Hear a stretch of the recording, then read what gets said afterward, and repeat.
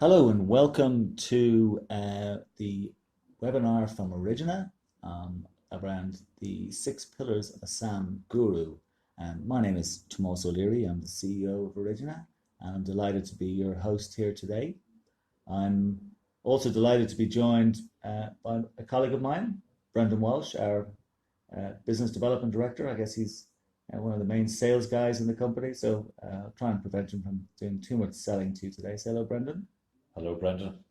Thanks for having me along, Tomas. And good morning, everybody, or good afternoon, depending on whereabouts in the world you are. Or even good evening or good night. I think that's a movie we once saw many years ago. So we're delighted to be here. We're delighted to be talking to many of you, and we'd like to make a very big thank you to Sherry Irwin of the Canadian ITAM Users Group for suggesting that we do this webinar on the back of a blog post that we wrote a number of months ago that she very kindly circulated amongst many of her users, and for promoting this also amongst the Canadian ITAM Users Association Users Group and in the Canadian market. Before we start the webinar, I'd just like to say a couple of things to you to set the scene. Myself and Brendan obviously here today. This is our first time doing a webinar together, so do forgive us for any little blips along the way. For some of you may have heard me do a couple of webinars in the past with Martin Thompson of the ITAM Review, so we have a little bit of experience. We're planning to do this webinar to be 30 minutes, approximately. We will allow some time at the end for some questions, which may get asked, and we'll answer them at the end. And I should also say that neither Brendan nor myself are software asset manager or asset manager or ITAM professionals. However, we do work with many of you. We respect what you guys do greatly. And when we claim to be the knowers of all the almighty guru practices, in truth, we're not. We'd like to think that what we do brings some value to what you as a profession do. And this presentation really is to talk you through our thoughts on that, talk you through some of the challenges we believe that you as an industry have, and indeed some of the solutions where our business model, a business of provision of third-party independent maintenance for software, fits into that picture.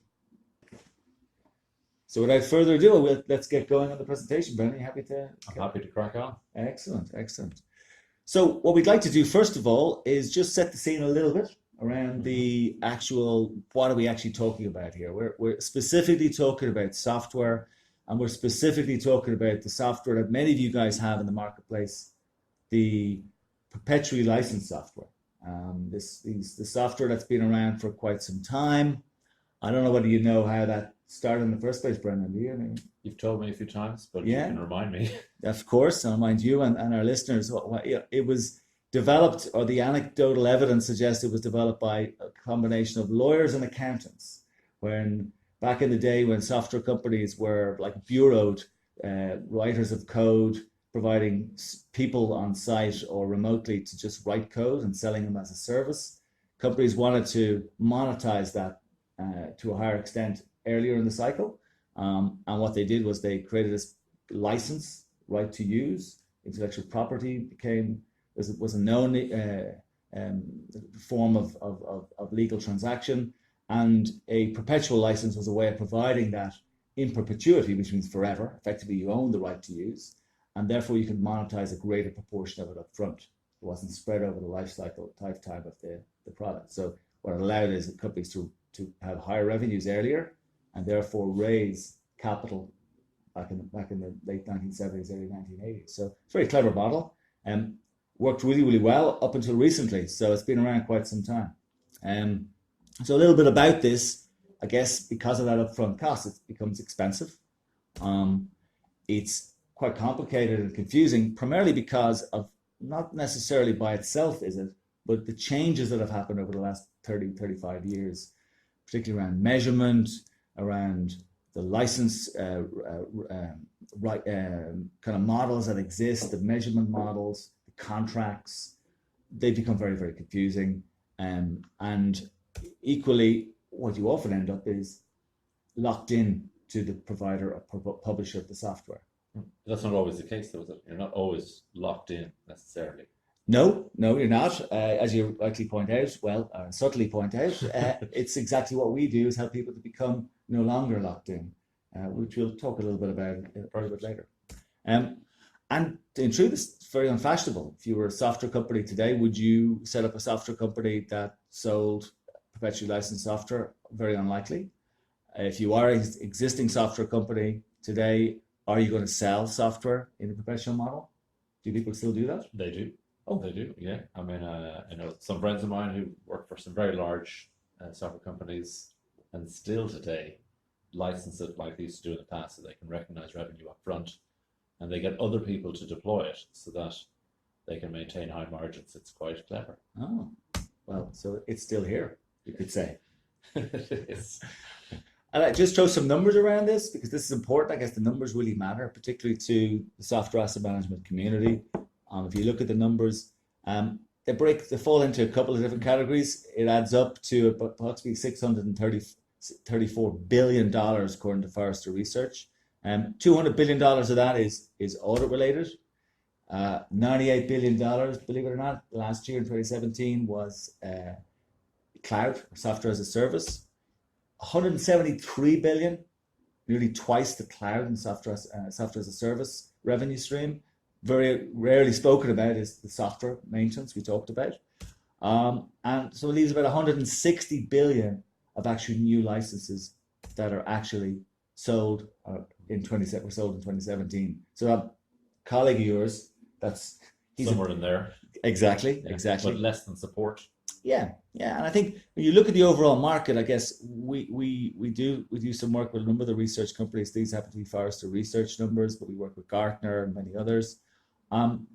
We look at the marketplace, and it is a very fast growing market still. Software market is a growing market. Business software is growing. Software is everywhere. But I think the point here is that perpetually licensed software is in decline, but from a very, very high base. And that presents real challenges for companies.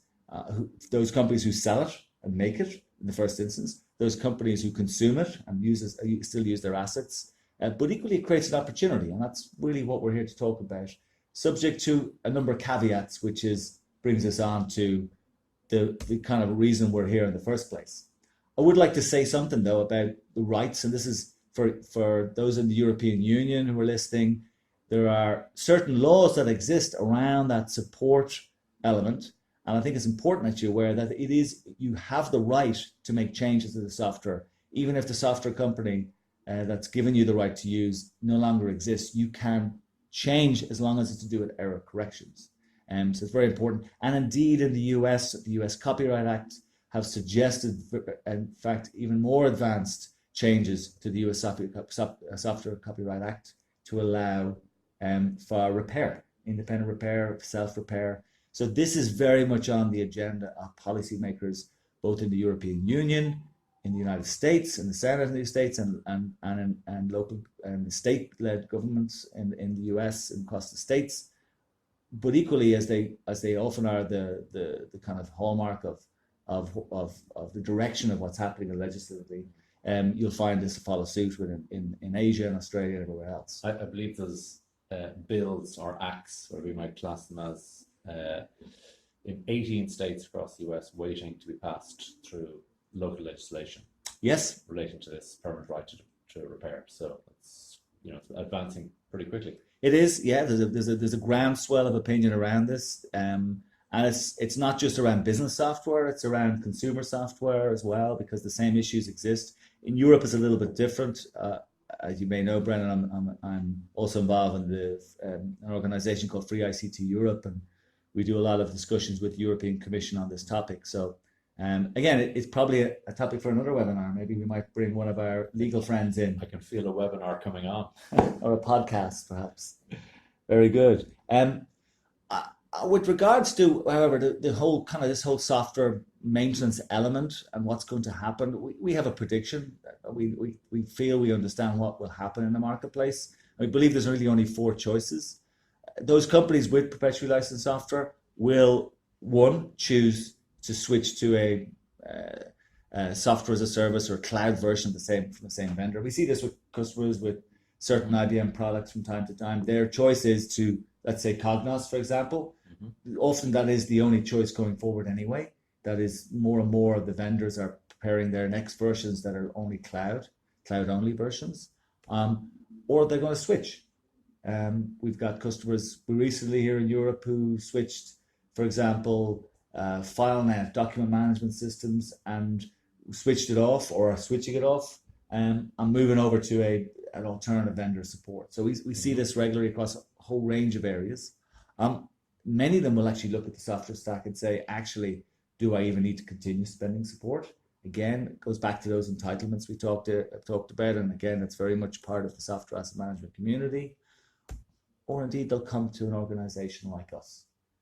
Yeah, and I see those things every day because I talk to clients, thankfully, every day of the week, and I see all four. It would be great to hear from the audience as to whether they see any other options. You know, is there a fifth that we don't know about? But I certainly see 1 to 4 pretty much every day. Yeah. Agreed. So it brings us on to the whole reason for us coming to have a conversation with you as an audience, and to share with you some of our thoughts and some of the challenges we believe you have. Some of these pillars are less challenging than others, and vice versa. But we think there's some fundamentals here, and I guess the first one is really, I guess for this is the smaller the company, the easier this is perhaps, and the larger, more complex the business you work in, and depending on the number of resources you have, understanding what actual software you actually are entitled to use. So your ownership is a usual first step. I think it's effective license position is the term that's most commonly used. So to get a handle on what do you actually do you actually own in the business. And once you have a handle on that, I think the next step is figure out, okay, what am I actually using? So I own, all of this software from all these vendors, and in some cases it could be, hundreds of pieces of software. In some cases, even maybe over 1,000 pieces of different software. What am I actually using? And we see this across organizations. And those of you in the industry for a long time will see that these are very basic entry points of a software asset management expert and profession to understand what you have and paid for and what are you using across the business.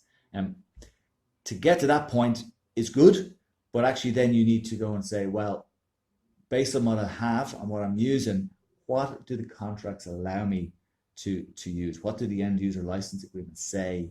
You got to get into the detail. Now, if you're talking about 1,000 or 500 pieces of software, there's a good chance there's probably many times that in terms of actual license agreements, because you might have an old one, a new one, one that was in between, many versions. That's something I also see all the time. Sure you do? Yeah. So very complex, hard to understand, and a client with many different software assets, let's say IBM, for example, could have software within their enterprise license agreement, outside it, unlimited license agreements, and they really actually don't understand what their ownership rights and entitlements are. Yeah, no, absolutely. And I guess, one side of this is on the left-hand side, the ownership, usage, and contracts are things that often can happen in isolation without talking to the business. You can look at the systems of records, you can, use some tools to see what's used out there. You may have to have some interaction across the business, but the next number 4 is what are you doing with the software? Really important. Without understanding that, then really the decisions you can make for those assets, like whether you discontinue them, whether you look to do some intensive negotiation, whether you do what we see our clients doing, switch off software maintenance with the vendor and move it to a third party, or switch it off completely.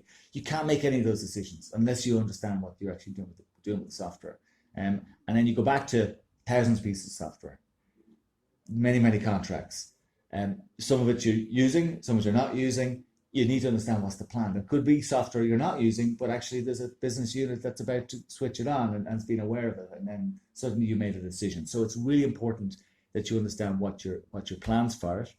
And then once you get to that point, you've got to look at every single one of those pieces of software that you own, that you know you've a right to, that you've used, that you've looked at the contracts, you've spoken to the business about their plans. Now, how many different versions of that software are you running? In some cases, it might only be one, but we see in our business, it is multiple versions, and some products, there could be 10 or 15 versions, depending how many came out across the organization. Yeah. And why is that important? And because you could be anywhere on the product lifecycle, depending on what version you have. You could have 3 different versions of MQ across 4 different environments with many, many thousands of PBUs, and understanding what products are end of life, what products are current. It's really challenging. Yeah. And we're going to look at that in a minute. We're going to talk people through just an example of what we do for our clients, and you'll see that as part of the journey. And finally, the last pillar is that this is a cycle, and this requires control. This requires control. You as professionals need to be in control of it, but the business needs to be in control of it. It needs to have, God forbid, clear and robust processes around this whole journey. It keeps as particularly with more and more software being used in more and more assets, not just the traditional IT assets. You see it across the whole business. You see it in various different forms. It's even in the kitchen. So you're starting to see software in almost every part of their business, and you need control over it.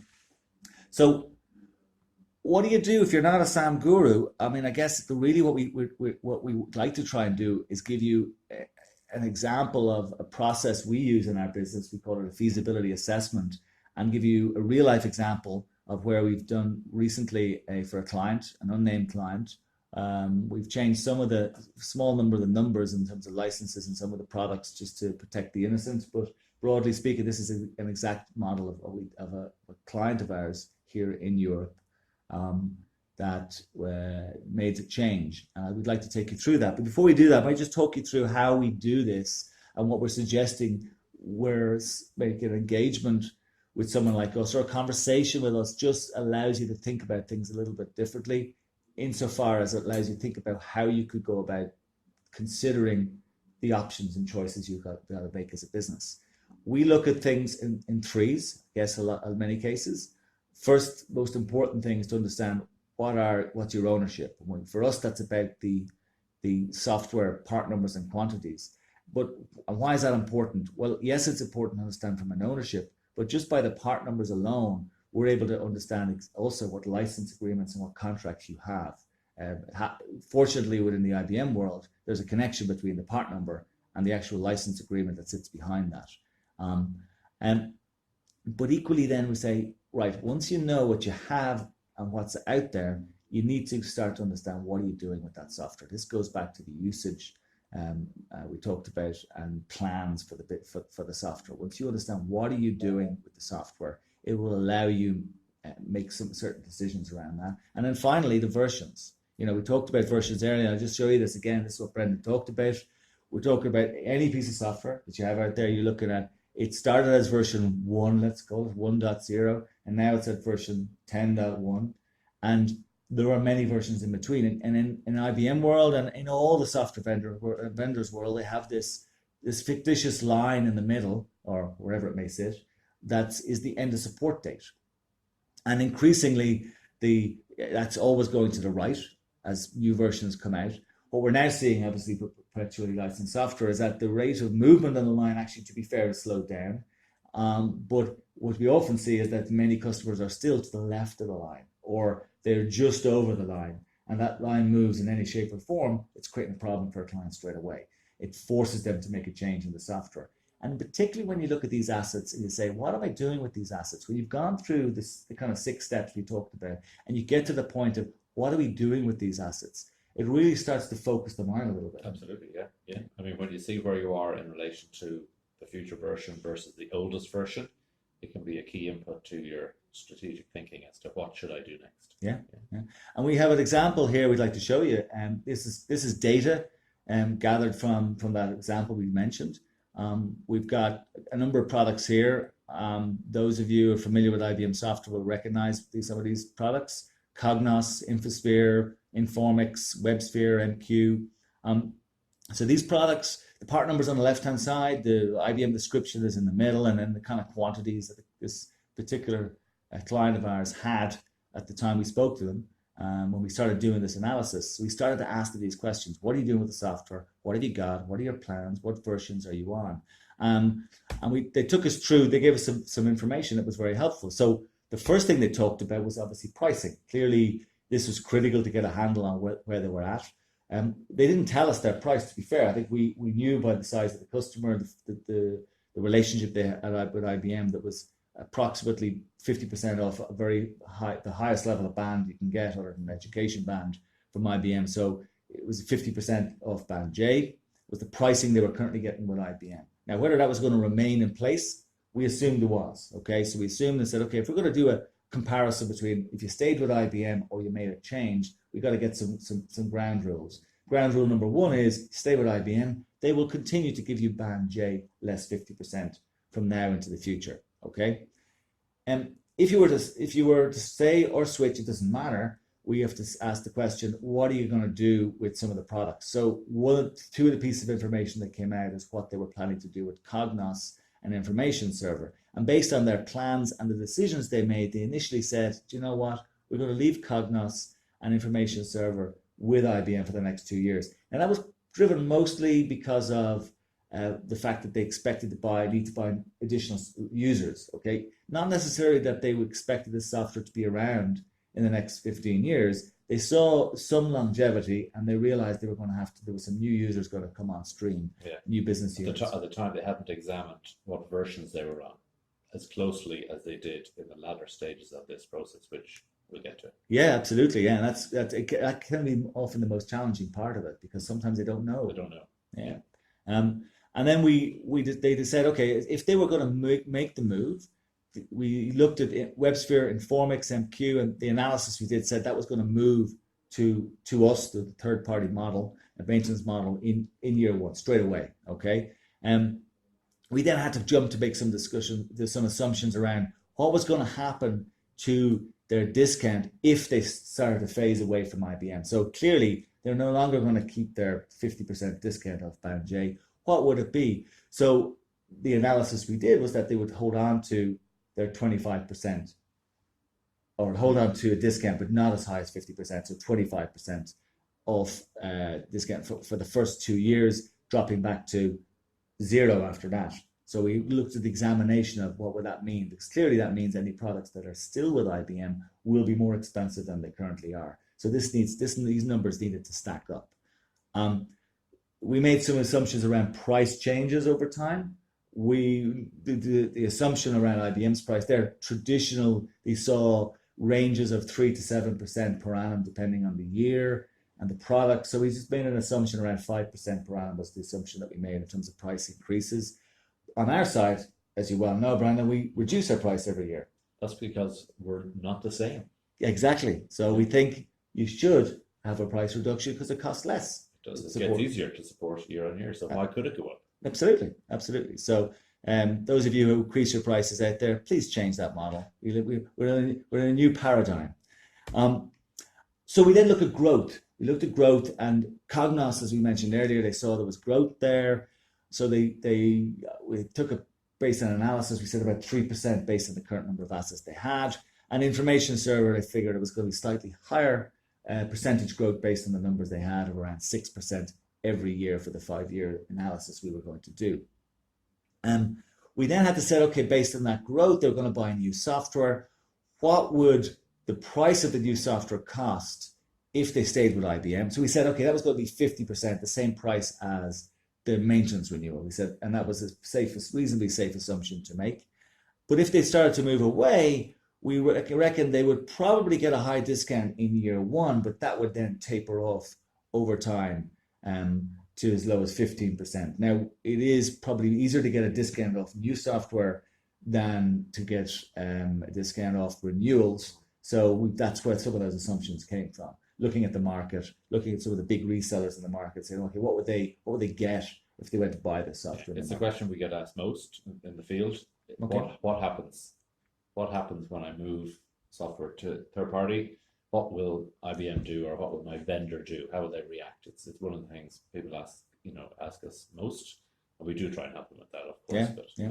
And I see a question just come in on that topic. It's very just as you say it, Jana. So it is often a question that we get asked regularly. So I mean, there's no set rule for every customer is different and every scenario is different. So it does need to be teased out in conjunction with the client. So this came out through conversations, and that was the position we took with the client at the time. So let's look at what we thought were the savings the customer was going to make. And the analysis suggested a 1.9 million saving potentially over that period of time. And this broke down into kind of roughly a number of areas. New software maintenance on the one hand, and the comparisons between our model and the model, which is basically a combination of spend with all those changes we talked about, with those top products that remain with IBM and those products that then ultimately moved to Origina. So we're looking at a $5.5+ million spend versus a $3.3 million spend, $3.35 million spend. So that's quite a significant level of saving. When you look at the software, clearly the software is going to cost you more, or the analysis suggests it's going to cost more moving away from IBM over time. We reckon it was going to be at least $220,000 more over 5 years to buy the software. However, with that all, even with those changes, you're looking at almost a €2 million saving that they were making in this particular instance. Yeah. Yeah, pretty compelling. Yeah. And it's compelling the way if you look at the right hand side, the way that saving builds up over time. Yeah. Yeah. But what did they actually save? We actually now, having taken the time, we did a post onboarding analysis and said, okay, what do we think they're actually going to save? And we actually think they're going to save 2.6 million. So the first scenario I painted there was done prior to winning the piece of business and taking the client through, sometimes quite conservative assumptions. And then ultimately what happens is usually then when the decision is made, you get to see the cards a little bit better. Well, I like to be conservative. I know that. Yes. Yeah. Don't want to overestimate. Very conservative chap you are as well, Brendan. So let's have a look what actually happened. So I think you mentioned it, touched on this earlier. The version that they were running, when it came boiled down to it, they were running a version 10.2 of Cognos. And this was going out of support in April 18. There was, I think, a thought at the time to go to version 11, wasn't there? Yeah, well, a couple of things. One is that it wasn't as apparent to the client as we went through the early stages of the feasibility assessment that it was end of support in 18. So it seemed logical to, at that time, renew with IBM. But then they realized, well, actually, we could pay and we won't get support. Nobody in IBM had told them that until we told them. And then when they looked at version 11 and got some feedback from the market, they decided that change would have been too great for them and they would stay on 10.2 indefinitely. Okay. Yeah. So that meant the decision to move to Cognos was earlier than expected. Yep. Yeah. They decided to leave information server as the original plan. This was going to be for 2 years. Okay, so that was going to stay with IBM. And then they got to finally, this was a challenge for us to figure out, they knew something about this 25% of band J. So this did impact our pricing negatively, that actually they would get 25% in year 1, but that would reduce to 20% in year 2. And that was the only commitments they had. But that was both for software purchases and renewals. So this did have an impact on the pricing ultimately. And then obviously we migrated to Cognos, WebSphere, Informix, and MQ all very successfully for the client. And yeah, all products we're very familiar with, so it was very low risk. Yeah. So when we look at where these numbers then made the difference, you're looking at the major change was a reduction in the maintenance from, I think it was 3.35 million earlier to 2.7 million, so over $500,000 reduction, and about a $30,000, $40,000 increase on the actual software acquisition. Now, it's probably important to point out that 707 is actually none of that is spent yet. That's their budgeted spend for both Cognos and information server. So we didn't change any of that analysis. Sure, we didn't. No, and it's likely that they may not increase the Cognos users, and they just don't know on the information server side. So it's a conservative figure, but the overall business case is very compelling. Yeah, and a total saving of 2.6. And there it is. Yeah, 2.6 million, absolutely. And where does that leave them with regards to the kind of software itself? important to remember at the end of the day here, there's certain fundamental rights and entitlements. And this goes back to the role that you as software as a management community and ITAM community do in the marketplace. Looking at the detail will tell you what your rights and entitlements are. And in the IBM world, you will continue to have the right to patches, software updates, and version upgrades that you've already paid for. You have will always have the right to security and vulnerability releases. That is a fact of law and a fact of contract. You will be able to get technical support from both us and IBM, of course, because we use effectively the same IBM engineers that in many cases the IBM clients would have been used to using in the past. They're no longer working for IBM. And what's beautiful, as we talked about with the 10.2 version of Cognos, we will support any version. And we are seeing some changes to this. We're seeing IBM starting to try and give some sort of level of support to older versions, which is a good change for the market. But ultimately, it's quite limited. There's so many caveats around it. It's called continued support. Right. Yeah. Yeah. But you want to read the detail to understand what does continued mean. More detail to be read, ladies and gentlemen. Ladies and gentlemen, thank you. So while we just wrap up with, those of you who know a little bit about us, you might know some of the customers we work with. So here's a sample of some of our clients. We'd love to come and talk to you. If you're from one of these companies, we'd love to do more business with you. If you know these companies, we'd love to tell you what we've been doing with some of them.